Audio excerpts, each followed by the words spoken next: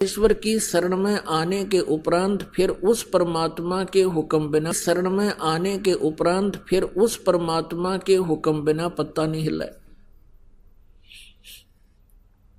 लेकिन उस परमात्मा से लाभ लेने के लिए हमने जो मर्यादा है वो हमारी प्रॉपरली बनी रहे।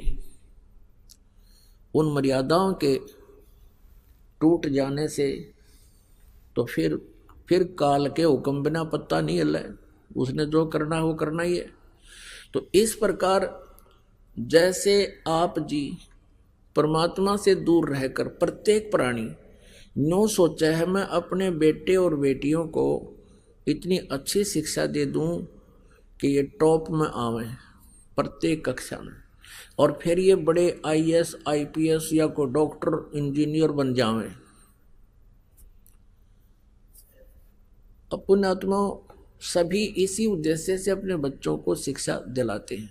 और कौन कितने क्या बनते हैं इधर आपका कभी ध्यान नहीं जाता, क्योंकि आप उस संसार के ही विचारों में ग्रस्त रहते हो। एक दूसरे से डिस्कस करके बस इतनी ही सोच लेते हो फलाने का लड़का डॉक्टर लग गया और उसने भाई 2 साल में कोठी बना ली, फलाने का लड़का इंजीनियर लग गया बस 3 साल हुए हैं भाई वहाँ कोठी गाड़ दी, बढ़िया कार ले ली। यानी जितना वो लूटे खसोटे दुनिया में उतनी प्रेज होती है उसकी, और उसकी आगे फिर दुर्गति क्या होगी ये तत्व ज्ञान के इस जो है ना चश्मे से दिखाई देगी कि उसकी केबरन मिट्टी होगी।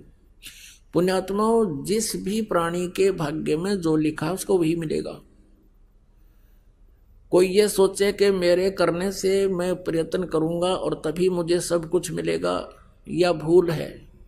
प्रयत्न तो प्राणी को करना ही पड़ेगा, लेकिन परमात्मा के बिना उसको कोई लाभ नहीं हो सकता। अब जैसे हमारे समाज में अब तो बहुत फर्क पड़ता जा रहा है, बुद्धिमान व्यक्ति हो गए हैं, बेटे और बेटी में विशेष अंतर नहीं रहा।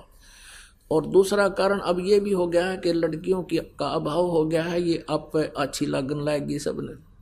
और एक विशेष व्यवस्था इस परमात्मा की कृपा से यहाँ इस आश्रम से एक विशेष व्यवस्था बनाई गई है कि जैसे हम पहले बेटी के विवाह में बहुत ज़्यादा ही दुखी हो जाया करते थे, ना जाने कितना दान करते थे फिर भी अगले का पेटा नहीं भरता था, ऐसी नीयत खराब हो गई थी।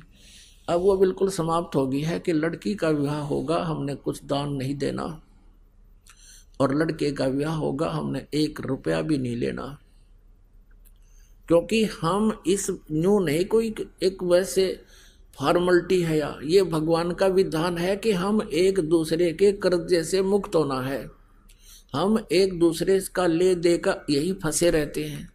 जैसे कोई आज किसी से धोखाधड़ी करके कोई 20-30 लाख रुपये, 50 लाख रुपये, 10 लाख रुपये, 2 लाख रुपये कोई ले लेता है, उसके हड़प जाता है, तो अगले जन्म में उसने देने पड़ेंगे और जमाई बन के लेगा।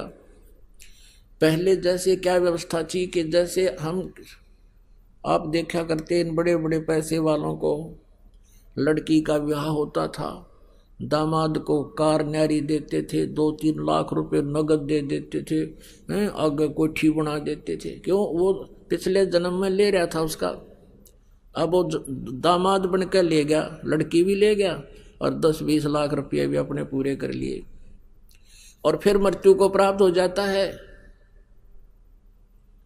एक बहुत बड़ा अधिकारी था, उसने अपनी लड़की का विवाह किया अपनी रिटायरमेंट से 6 महीने पहले, और उसको पता था कि मैं आमंत्रित करूंगा अपने अंडर जितने भी अन्य अधिकारी हैं वो आएंगे, कोई 1 लाख लेकर आओगा, कोई 50,000, कोई 10,000 दिखा दिखा कर देगा, और ऐसा ही किया। फिर वो रिटायर हो गया। उस समय 3-4 लाख रुपये बेटी के ब्याह पर लगाए। ये सन 1988 की बात है, 89 की। उसमें 3-4 लाख तो आज के 30-40 लाख समझो।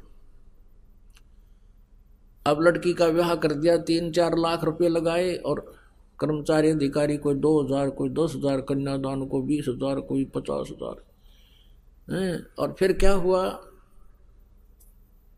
उस विवाह के 6 महीने के बाद उसको तलाक दे दिया उसके पति ने। अब उस झटके में उसने पता था इब तया 4 लाख में लड़की ब्याही है और दोबारा ब्याहूंगा तो 8 लाख लगेंगे, हार्ट अटैक होगा, मर गया। अरीब के बनेगा, अब गधा बनेगा वो। और जिससे ले रखे थे उसका लठ मारेंगे, डोएगा।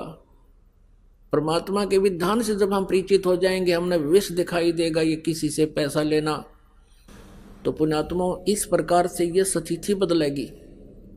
तो पहले जो ये व्यवस्था थी उस समय कोई भी लड़की का जन्म नहीं चाहता था। विवाह होते ही ये सोचा करता भगवान संतान हो और पुत्र हो।